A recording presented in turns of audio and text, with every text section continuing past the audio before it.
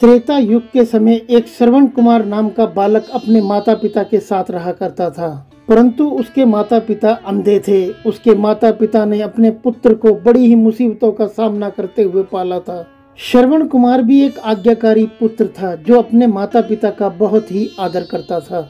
जैसे जैसे समय गुजरता गया, श्रवण कुमार बड़ा होता गया और उसने अपने घर की सारी जिम्मेदारियों को अपने कांधों पर उठा लिया। वह रोजाना सुबह जल्दी उठकर अपने माता पिता को नहलाने के लिए तालाब से पानी भरकर लाता। उसके तुरंत बाद कुल्हाड़ी लेकर जंगल जाता और लकड़ियां काट कर लाता और चूल्हा जलाकर अपने हाथों से माता पिता के लिए खाना बनाता। छोटी उम्र में ही अपने पुत्र को इतनी ज्यादा मेहनत करता देख उसकी माता उसे हमेशा टोका करती थी। वो अपने पुत्र से कहा करती थी कि बेटा, तुम इतना सारा काम अकेले ही क्यों करते हो? तुम थोड़ी देर आराम कर लिया करो। खाना तो मैं भी बहुत ही आसानी से बना सकती हूँ। परंतु वो अपनी माँ से कहता कि नहीं माँ, मैं ये सारा काम अपनी खुशी से करता हूँ। मुझे आप दोनों की सेवा करने में आनंद मिलता है और किसी भी तरह की थकान नहीं होती। अपने पुत्र की ऐसी बातें सुनकर उसकी माँ हमेशा भावुक हो जाती और रोज सुबह उठकर भगवान से प्रार्थना करती कि हे प्रभु, इतना ध्यान रखने वाला और इतनी सेवा करने वाला बेटा हर एक माता पिता को देना। श्रवण के माता पिता नियमित रूप से भगवान की आराधना करते। वह उनके लिए फूल और पूजा की सामग्री लाता और खुद भी अपने माता पिता के साथ बैठकर पूजा करता। श्रवण धीरे धीरे और बड़ा होने लगा और उसके बाद अपने घर के कामकाज खत्म कर बाहर के काम करने के लिए निकल जाता था। एक दिन श्रवण के माता पिता ने श्रवण को अपने पास बुलाया और उनसे अपनी इच्छा जाहिर की। उसके माता पिता ने उससे कहा कि बेटा, तुमने हमारी हर ख्वाहिश पूरी की है, बस अब केवल हमारी एक ही इच्छा है, उसे भी अब तुम पूरा कर दो। इतना सुनते ही श्रवण ने अपने माता पिता से पूछा कि ऐसी कौन सी इच्छा है, जल्दी बताइए। आप मुझे केवल आदेश दें, मैं आपकी हर ख्वाहिश को पूरा करूंगा। श्रवण के पिता ने कहा कि बेटा, अब हम बूढ़े हो चुके हैं और अब हम चाहते हैं कि मरने से पहले तीर्थ यात्रा के लिए जाएं। भगवान की शरण में जाकर हमें शांति और सुकून की प्राप्ति होगी। अपने माता पिता की इच्छा सुनकर श्रवण सोच में पड़ गया कि वह उनकी इच्छा जल्दी से जल्दी कैसे पूरी कर सकता है, क्योंकि वो जानता था कि उसके माता पिता चल नहीं सकते, ना ही देख सकते हैं। फिर ऐसे में उन्हें तीर्थ यात्रा कराना कैसे संभव हो सकेगा। काफी देर सोचते सोचते श्रवण को एक तरकीब सूझी। वो तुरंत बाहर गया। बाहर से दो बड़ी बड़ी टोकरी लेकर आया। उसने उन दोनों टोकरियों को एक मजबूत डंडे से मोटी रस्सी के साथ बांध दिया और उसे बिल्कुल एक तराजू की तरह बना दिया। फिर श्रवण ने बारी बारी अपने माता पिता को गोदी में उठाकर एक एक टोकरी में बैठा दिया और बिना देरी किए तराजू को अपने कंधों पर उठाकर तीर्थ यात्रा पर निकल पड़ा। वह बिना रुके लगातार रात दिन कुछ दिनों तक चलता रहा और अपने माता पिता को एक के बाद एक सभी पवित्र स्थानों पर घुमाने के लिए लेकर गया। श्रवण ने अपने माता पिता को सारे तीर्थ स्थानों के दर्शन कराए। श्रवण अपने माता पिता को जिस भी स्थान पर लेकर जाता उस तीर्थ स्थान की पूरी कथा सुनाता, क्योंकि श्रवण के माता पिता अपनी आंखों से उस तीर्थ स्थान को देख नहीं सकते थे। दोनों आंखों से अंधे होते हुए भी माता पिता अपने बेटे की इतनी मेहनत को देखकर बहुत खुश थे।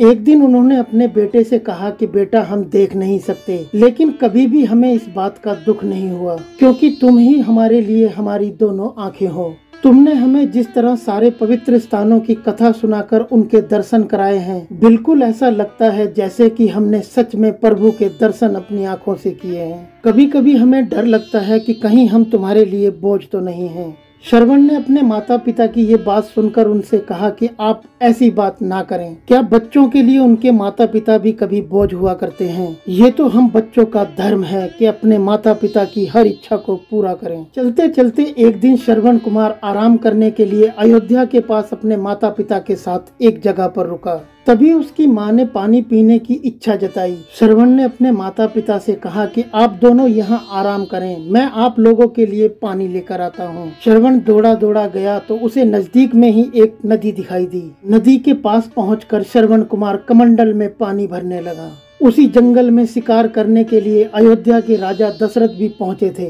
नदी किनारे पानी में हलचल की आवाज सुनकर उन्हें लगा कि कोई जानवर पानी पीने के लिए आया है। दशरथ ने बिना देखे केवल ध्वनि सुनकर अपना तीर चला दिया। दुर्भाग्य से वह तीर सीधा श्रवण कुमार को जाकर लगा और तीर लगते ही उसके मुख से चीख निकल पड़ी। उसके बाद दशरथ अपने शिकार को देखने के लिए वहां पहुंचे तो उन्होंने देखा तो वहां श्रवण था। वो तुरंत श्रवण कुमार के नजदीक पहुंचे और कहा कि मुझसे बहुत बड़ी भूल हो गई है, मुझे माफ कर दीजिए। मुझे बिल्कुल भी नहीं पता था कि यहाँ पर कोई मानव है।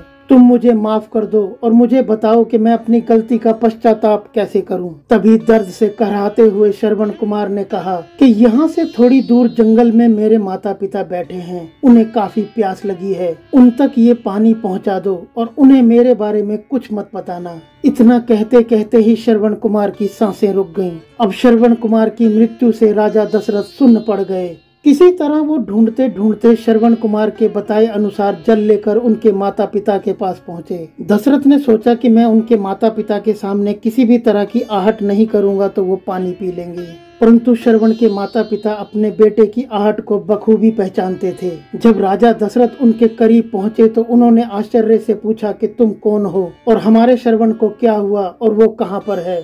अब राजा दशरथ अंधे माता पिता के सवालों का जवाब नहीं दे पाए। उन्होंने चुपचाप पानी उनकी तरफ बढ़ा दिया। तभी श्रवण की माँ ने चिंतित होकर जोर से कहा, तुम कौन हो और मेरा बेटा कहाँ है, बताते क्यों नहीं। श्रवण की माँ को चिंतित देखकर राजा दशरथ ने कहा कि मुझे माफ कर दीजिए, मैं इस जंगल में शिकार करने आया था। शिकार करने के लिए मैंने जो तीर चलाया था वो सीधा जाकर आपके बेटे श्रवण को जाकर लगा और उसकी मृत्यु हो गई। उसने मुझे आप लोगों के बारे में बताया, इसलिए मैं यहाँ आप लोगों के लिए पानी लेकर चला आया। इतना कहकर राजा दशरथ चुप हो गए।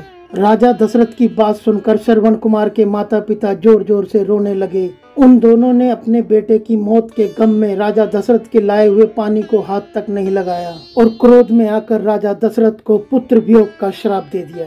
और कुछ ही देर में रोते रोते तड़प तड़प कर उन दोनों ने अपने प्राण त्याग दिए। कथाओं के अनुसार श्रवण कुमार के पिता के श्राप के परिणाम स्वरूप ही राजा दशरथ को अपने पुत्र राम से दूर रहना पड़ा। राजा दशरथ के इस श्राप को पूरा करने के लिए ही भगवान राम को 14 वर्षों का वनवास हुआ, जिसका माध्यम दशरथ की पत्नी कैकेयी बनी। बिल्कुल श्रवण के पिता की ही तरह राजा दशरथ भी अपने बेटे से दूरी को बर्दाश्त नहीं कर पाए और रोते रोते तड़प तड़प कर उन्होंने भी अंततः अपने प्राण त्याग दिए।